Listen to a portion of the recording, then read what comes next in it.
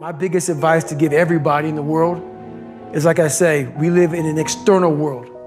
Everything is you got to see it, touch it, it's external. If you can, for the rest of your life, live inside of yourself. Stop listening to people who are calling you fat, gay, transsexual, nigger. Everything that is makes no sense. All these insecure people putting their insecurities on you, you gotta flush it out. You gotta just be whoever the hell God or whatever the hell you believe in. If you believe in nothing but yourself, I don't care what it is. You gotta take everything and throw it away.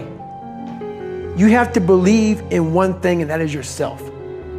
And I'm not saying don't believe in God or what you believe in, but right now, for you to find greatness in yourself, you're not gonna find it by looking in a book or by even hearing me.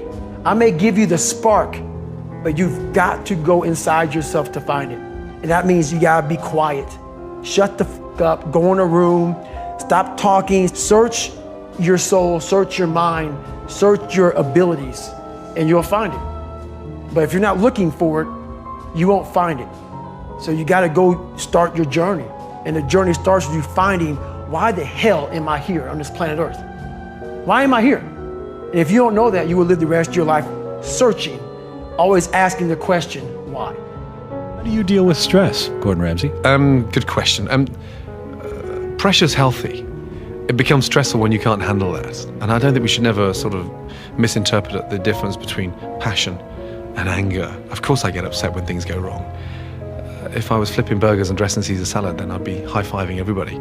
If I was a chef at TGI Fridays and doing barbecue wings with a sour dip that was sort of sat there for 30 days at a time, then you'd see a completely different Gordon Ramsay. I decided not to cook at that level. I suppose I get turned on by pressure. That's how I thrive. So some of you, can handle that enormous amount of pressure, and I suppose more than anything, I don't think I've peaked yet. That's a weird thing about it. I don't feel I've given everything I've got in food. In a world that's changing so quickly, the biggest risk you can take is not taking any risk. And I really think that that's true, right? I mean, a lot of people I think that, whenever it comes to, whenever you get yourself into a position where you have to make some big shift in direction or do something, there are always, people are gonna point to the downside risks of that decision. And locally, they're maybe right? I mean, for any given decision that you're gonna make, there's upside and downside. But in aggregate, if you are stagnant and you don't make those changes, then I think you're guaranteed to fail, right? And not catch up. So to some degree, I think it's really right that over time, the biggest risk that you can take is to not take any risks. Are you gonna throw up your hands and say that progress will never come? Are you gonna get angry and lash out? Are you gonna turn inward and just give in to despair and frustration? Or are you gonna take a deep breath, straighten your shoulders, lift up your head, and do what Barack Obama has always done? As he says, when they go low, I go high. That's the choice Barack and I have made. That's what has kept us sane over the years. We simply do not allow space in our hearts, minds, or souls for darkness. Instead, we choose faith. Faith in ourselves, in the power of hard work. Faith in our God, whose overwhelming love sustains us every single day. That's what we choose. We choose love. Our love for our children. Our commitment to leaving them a better world. Our love for our country, which has given us so many blessings and advantages. Our love for our fellow citizens, parents working hard to support their kids, men and women in uniform who risk everything to keep us safe, young people from the toughest backgrounds who never stop believing in their dreams, young people like so many of you. That's what we choose. And we choose excellence. We choose to tune out all the noise and strive for excellence in everything we do. No cutting corners, no taking shortcuts, no whining. We give 120% every single time because excellence is the most powerful answer you can give to the doubters and the haters.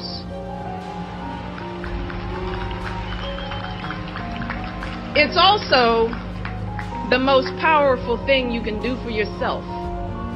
See, because the process of striving and struggling and pushing yourself to new heights, see, that's how you develop your God-given talents. That's how you make yourself stronger and smarter and more able to make a difference for others.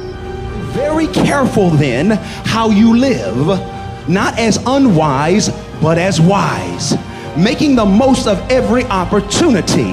And there are some translations that say making the most of your time because the days are evil. So let me submit for your consideration that when we were born, we both were given two things: talent and time. Talent and time. Talent and time. Turn to your neighbor on your right and say, you got some talent. Turn to your neighbor on the left, but say, do you have the time? Oh, I want to talk to somebody right now, because see, one of these two things is a limited resource. The other is an unlimited resource. Your talent is unlimited. I need you to know this, that what you have within you, what God put within you, is unlimited, all right? The people you think, here's the thing, some of you think that people have stolen things from you and kept opportunities from you. Let me tell you something, that God has more than what that they tried to take from you, because there's more talent in you than they even realize. They think they stole one idea, but you got a million more. They think they took what was from you, but God said, what I put in you can create again. So don't worry about not having enough talent. You got that. But the limited resource is the time. I wish I could tell you you had more time than you do. This is why God wanted me to come here today and hopefully inspire and motivate you to reclaim your time. Reclaim that which is yours to begin with. At the end of your life, at the end of my life, God is going to ask me, what did you do with the time that I gave you? I'm gonna come sit next to you. Watch this, watch this. So often,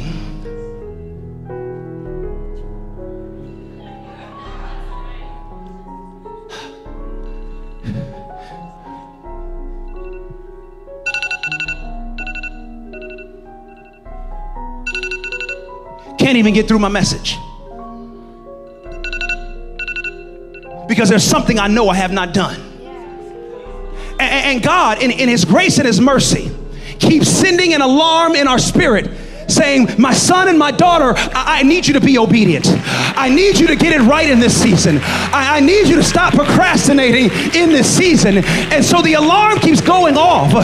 And some of us, because we're not ready, we say, oh, I'll answer it tomorrow.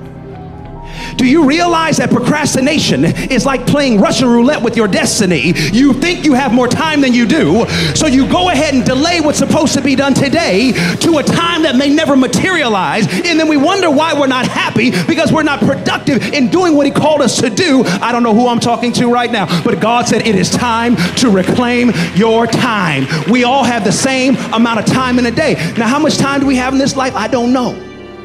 I don't know. I don't know how much time you have left. I don't know how much time I got left. But guess what? I don't worry about what I don't know. I worry about what I do know.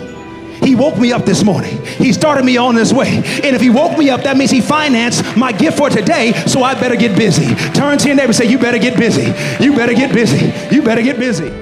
I have a ritual where even if you're my closest friend, I have boundaries. So just because it's my company, it doesn't mean I can take calls all day. Right. I have boundaries. So you can't call me at a certain time. Why? I'm working. So if I'm on the phone all day, and I'm saying this to entrepreneurs, because one of the gaps, and we'll talk about this later in the show, but you got to find the gaps. And one of the gaps with entrepreneurs is that they feel like because they own their day, they can spend it like they want to. You cannot spend it like you want to. So if you were working for IBM or you were working for Ford, whoever you're working for, you couldn't be on the phone all day at a major corporation talking on the phone. So why do you allow yourself to talk on the phone when it's your business? Matter of fact, it's yours. You should make sure there's no phone calls going on because it's your business. So one of my rituals is when I get started, there are no interruptions. When I get started, I don't care if it's my wife, my children, they know that from a certain time frame, I'm going all in, and I can't go all in answering the phone. I can't go all in watching TV. I can't go in with the distraction. And so some entrepreneurs are like, why am I not blowing up? Because you're not in abstraction. You don't have that moment of your day. I don't care if it's 2 hours, 4 hours, where you shut the entire world out. No Twitter, no Facebook, nothing. No Instagram, which we love the most. No Instagram. We love that Instagram. But just for 2 hours, I'm going in, and then once I come out, then we can do Instagram. And I'll be honest, your content probably would be stronger if you had that time of isolation, of solitude, where you give yourself a chance to think, you give yourself a chance to go in, and when you go in, you go 120%. So yeah, that's I like my that. ritual.